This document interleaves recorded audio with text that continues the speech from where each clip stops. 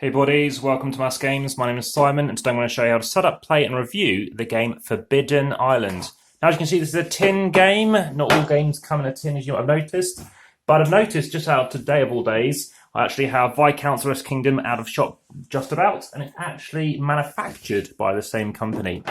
So this game by Gamewright is a game which is a cooperative game. It's by a very famous designer, and it's basically about trying to stop a flood from occurring. The game is by Matt Leacock, and he's prolific and best known for his Pandemic series of games.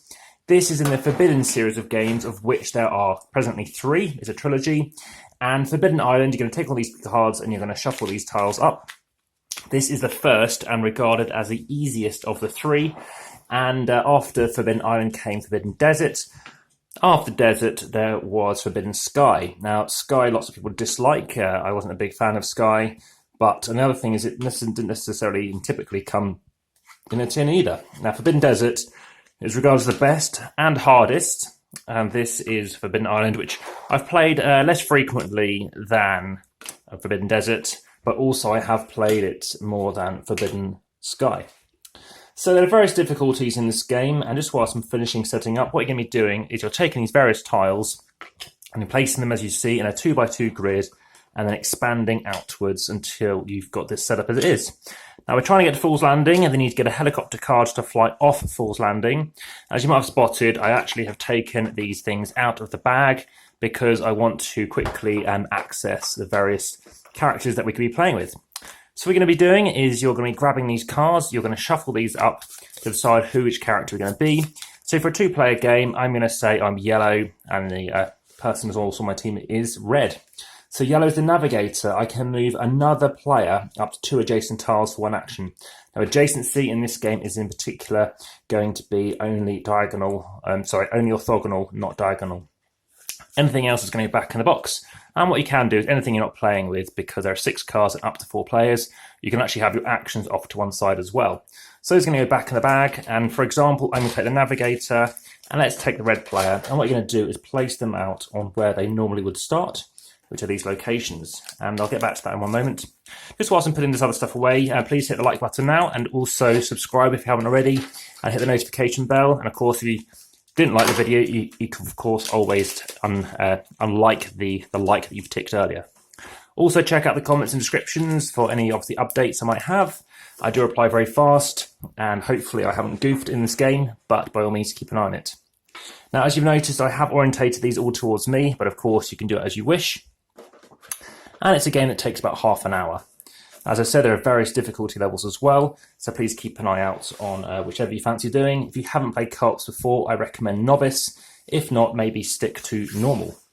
So, aside from that, you're also going to have various cards. You are going to have a player deck here, which are basically cards which are allowing you to go to various locations, and you're going to have flooding tiles. These represent all the tiles in play, so let's leave them there for the time being as well. And this guide, let's just leave off to one side.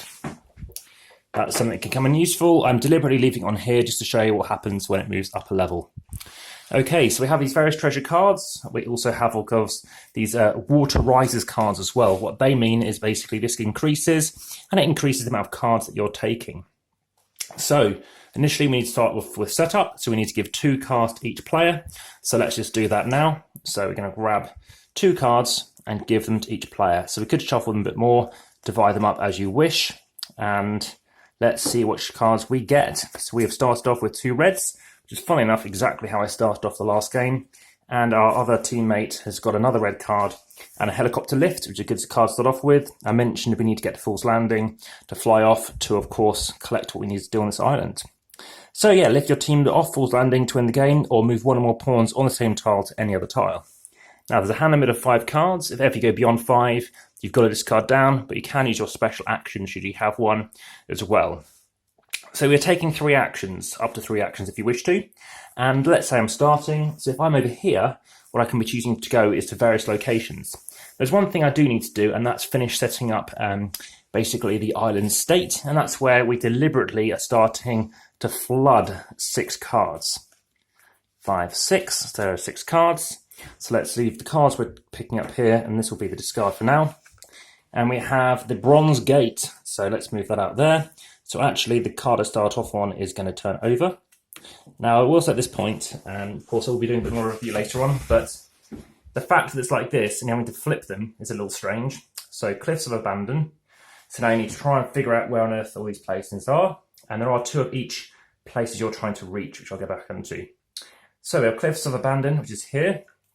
I do like the name of these places, and I do like the artwork, Dunes of Deception.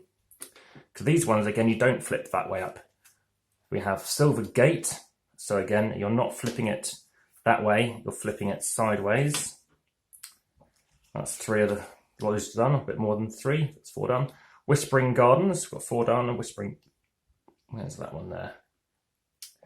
Whispering Gardens, generally speaking, they're similar. So these are both garden tiles, as you can see.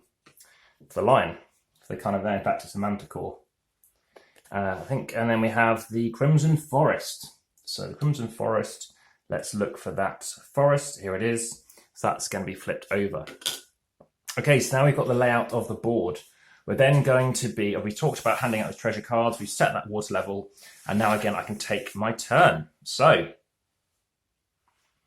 highly recommended to work with your abilities. So in this case, again, we're the navigator, and what they are, remember, is they're the engineer. That's why I played in the last game. So you can move up to 2, so you can basically show up 2 tiles for 1 action. So as the red player, I'm the yellow player, I could be doing these 2 tiles for 1 action rather than spending 2.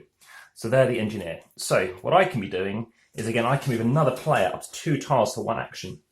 Also, what I can be doing is I can draw 2 treasure cards. That comes later on. But my first 3 actions, I could move, I could shore up an adjacent tile, I could give a treasure card if on the same tile, and I can capture a treasure card. So I need to firstly, to capture treasure, I need to have 4 of these cards. Well, I've already got 2. I'm trying to get to where these places are, which is down here. So right now I might move and I might try and grab that card, but it's actually giving. So for the time being, I'm going to move for 1, just to move on to the same tile. I think I might still shore up for the time being. So I can shore up. Again, I think I'll just do it for now to show you the various things I could be doing. 2, and again, I'll give a treasure card. No, I don't want to give a treasure card. I want to keep them. Okay, and that ends what I'm doing for the 3 actions. Then I'm drawing 2 treasure cards. So I'm just going to draw a card. Got another sort of lion manticore thing, and another of these flames, which look fantastic. Okay, and now we're doing the water level. So we're drawing, in this case, 2 cards. The Breaker's Bridge. Let's see where we need to find that card. Where is the tile for Breaker's Bridge? It hasn't been covered over yet. We know that, we've just done it. So Breaker's Bridge goes for 1. And the second one, just the 2 for the time being, we have the Watchtower. So the Watchtower is now going to move, which is down here. And now it's our colleague's turn. So basically the engineer in red. So what they can do is they can give a card. So they can give me this card here. And now I've got my hand limit of 5, which is great. I've got exactly what I need. And next what I can look up is what else they want to do next. So they could pass and stop. They're probably going to go over here. Of course, I can't give them a card currently. So they're going to move 2. And now they can shore up adjacent things. But we're just going to do this place for the time being, keep that central board open. So they're going to stop at that point, and then they are just going to draw 2 cards. So they've drawn another lion and another lion, and then it's the time to see what earth is going to flood next. So the Misty Marsh. So the Misty Marsh, well, that's edge of the board. We don't need to necessarily fill that one up. And we have the Howling Garden. So the other garden is now flipped.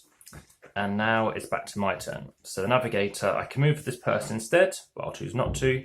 I'm just going to start coming down to get to this location. 1, 2. Actually, I could then capture a treasure. So I hand in those 4 treasure cards. So we can have a discard off to the side here. And at this point, I can claim what this is, which in this case is this. Okay, so that's going to be our discard from now on. And now, of course, it's their turn. But first, I draw 2 cards. I draw another lion, and I draw another lion.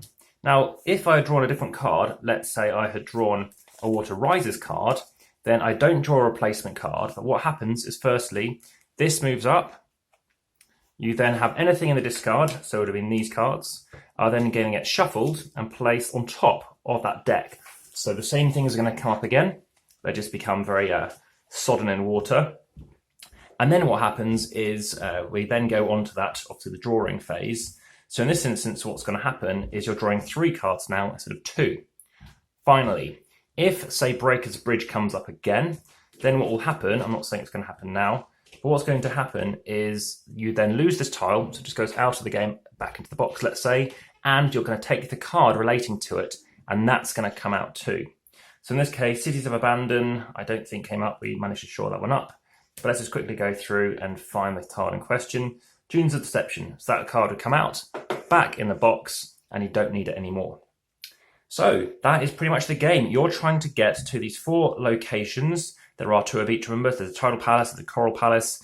Make sure that you keep shoring them up so they don't disappear, because if they disappear, you're not going to get through, and ensuring that you've got all 4 of them to then get to wherever you've shuffled and placed that Fool's Landing. Again, it's randomly shuffled, and then obviously make sure you get the helicopter card, and away you go. Now, of course, as it happened in the last game, we ended up in our own little kind of island, and we couldn't get to Fool's Landing, so we had to get the helicopter card to get us there. And then what happens is, once this deck runs out, you then shuffle them again, and then we just had to wait for Fool's Landing. We need to wait for that helicopter card to come out. So in this case, you know, it was near the bottom of the deck. So it's something to be aware of. So again, this is on starting off in normal mode. You have Elite, so of course it's starting off with 3 initially, and then you can try out Legendary. So I'm just going to tell you a bit more about the theme of this game here. So Forbidden Island was the secluded retreat of an ancient mystical empire known as the Archaeans. Legend has it that the Archaeans possessed the ability to control the Earth's core elements: earth, wind, water, and fire. Through 4 sacred treasures: the Crystal of Fire, the Statue of the Wind, the Ocean's Chalice, and the Earth's Stone. Because of their potential to cause catastrophic damage if they fell into enemy hands, the Archaeans kept the treasures secretly hidden on Forbidden Island and designed it to sink if intruders ever attempted to claim them. In the centuries since the mysterious collapse of their empire, Forbidden Island remained undiscovered until now. Will your team be the first to breach its borders, capture the treasures, and make it out alive? So what's my review for this game? Well, as I mentioned, I do like Forbidden Desert. I do like this game. I think this is a great cooperative game, and I highly recommend checking it out and giving it a try to see if it's the kind of thing for yourself. I give this game at least a good rating. This is at least a 6 in my books. I think probably more than that. I would say it's more like a 7 at the very least. And by all means, check out what I think of that in my views. It's a little more straightforward and a little less to puzzle around and think about the various actions you want to ensure you're taking, to ensure that when you do take your actions, how much can you plan ahead, how much can you program. But I think this is a lot more easier to introduce game than some cooperative games. It's quick to set up, but hopefully that was a fairly swift setup for you, and hopefully that's quite an easy game to explain. Now, the difference with Desert is you're having to blast sand away, which comes towards you. So that can be quite a tricky thing to try and also navigate. And again, it could pose more of a challenge at the easier settings. So that has been how to set up, play and review Forbidden Island. I will be creating a cooperative playlist. There are loads of playlists out there already that I've already put together. So please keep an eye out on that. And I look forward to, of course, knowing what on earth you think about this and any other video I've made. Hopefully you'll be interested in watching another one. All the best. Bye for now.